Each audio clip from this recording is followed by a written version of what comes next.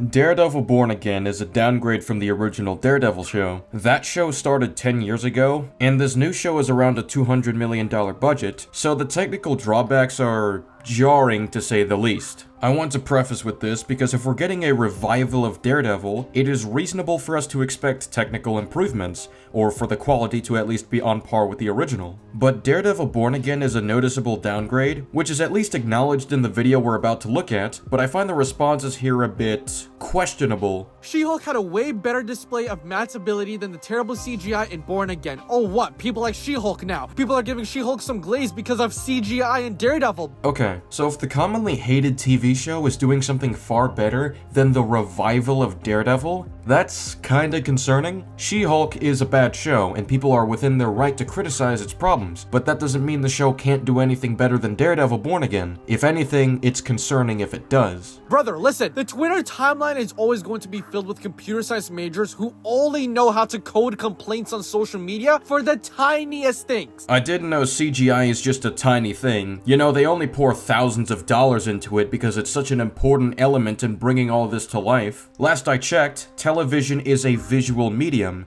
so the flaws in the visual elements are going to stand out to people watching the show. So what's going on is that a part of Marvel Twitter right now is complaining about the use, not overuse, just the use of CGI in Daredevil Born Again. CGI in itself isn't the problem. The problem is that the CGI itself doesn't result in good visuals. There are a lot of elements to discuss about the scene that don't work on a visual level. The timing is off for when we first see Daredevil arrive. When Daredevil lands on the side of this wall, he just falls straight down in a way that looks inauthentic. The reason for this is because when you land on something and fall down, you ease into the landing. You don't just immediately slam onto the ground the moment you let go. Something great about the Netflix show was how authentic the stunts looked throughout each action scene, but our introduction to Daredevil's return starts with a fake-looking stunt. Setting that aside, the shots don't do a good job showing us the action, largely due to lighting choices and the fog effects, and thus makes it difficult to track the character's movements and appreciate the work for Daredevil's stunts. Additionally, the lighting choices don't allow Daredevil himself to stand out on camera. The defense I've seen for this is that it's a dark scene due to it taking place at night, so of course it's going to be harder for us to see, but I think direct comparisons to the Netflix show will help illustrate why this doesn't have to be the case. In the church fight between Daredevil and Bullseye, very clever lighting choices are made in spite of the fight taking place in a very dark area. Our figures stand out through the contrast between the red lighting in the background and the shadowy figures we see exchanging hits. A scene taking place in a dark setting can open up some creative challenges for sure, but careful planning can result in really effective shots. Specifically in the scene where we get to see the Daredevil costume and some swinging for the very first time in the series. Now, is this CGI wonky? Yes, it is. Does it automatically make the show unwatchable? Absolutely not. The show isn't unwatchable because of one poorly constructed introduction to Daredevil. However, that doesn't make it invalid to point out the visual depiction of him being worse than it is in She-Hulk, which at least pulled off a similar goal in a more effective manner. Also, he admits in the video that the CGI is wonky, so why should we be grateful for wonky CGI? Why should we shut our mouths and not point out the problems instead of highlighting areas of decline? This is how things fail to improve. At least it shouldn't, because if you have seen the first 2 episodes, you would know this show is in no way, shape, or form a CGI disco party. Like She-Hulk, that's a CGI disco party, but Daredevil, bro, there's just a few moments in there. That's irrelevant to the problem being highlighted in the original tweet. And also, on top of that, there have been worse CGI in movies and TV shows in the past that are beloved by audiences. So we should just be grateful for more bad CGI, just because it's not as bad as other examples of bad CGI? I don't see how this is relevant and why this means we should be grateful for lacking visuals. Like Black Panther, we all know about that goofy rubber band CGI battle between Panther and Killmonger, yet people still love that movie because of the story. Well, I certainly don't, but that's a discussion for another time. But even if Black Panther had the greatest story in the world, that doesn't mean we shouldn't point out the poorly utilized CGI and simply be grateful for it. This looks worse than an action scene from 2004. I don't think visual downgrades in a visual medium is something we're obligated to show gratitude for. Hell, you could also say the same thing with the first 2 seasons of The Flash. Yeah,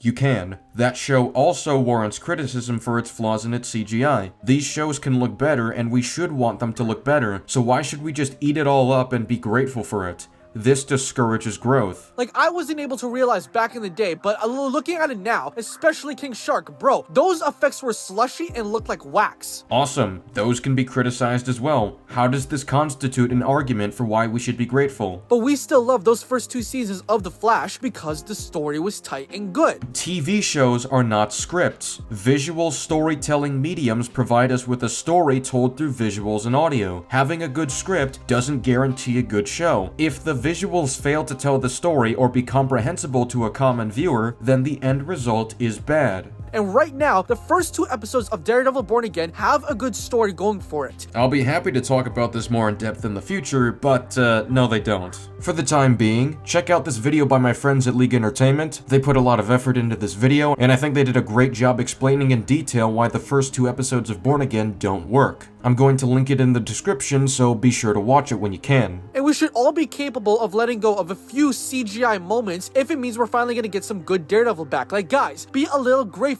What? No, even if Born Again had a great story, the moments of bad CGI are still worthy of criticism. Just because something is good doesn't mean you shouldn't criticize the flaws. I love Batman Begins and The Dark Knight. They're great stories for Batman's character, but Batman Begins has some really choppy editing, which makes the action difficult to follow. And while The Dark Knight improves upon this in some regards, it still doesn't match the fluid choreography and editing of, let's say, The Batman. This isn't the end of the multiverse. Your imaginary girlfriend didn't leave you. And as long as we at least still get action similar to the end of episode 2, I don't care if CGI in a 1-second swinging scene is somewhat apparent. That scene doesn't look good either. The editing feels choppy and lacks a clear rhythm between its cuts and makes the scene difficult to follow. I'm having a hard time telling what's going on or why there are so many cuts for a singular action that don't feel purposeful. We can once again compare it to the Netflix show, where the weight behind these hits is felt in the way that the fight was shot and well-timed cuts within the action. I really don't see the benefit of telling people to simply be grateful for something in response to criticism. Like I've said before, this just discourages improvement considering this is already a downgrade from the original Netflix show. If you want us to be grateful, then give us a meaningful reason to be. And I haven't heard a single one in this video. That's all I gotta say for now. See you later.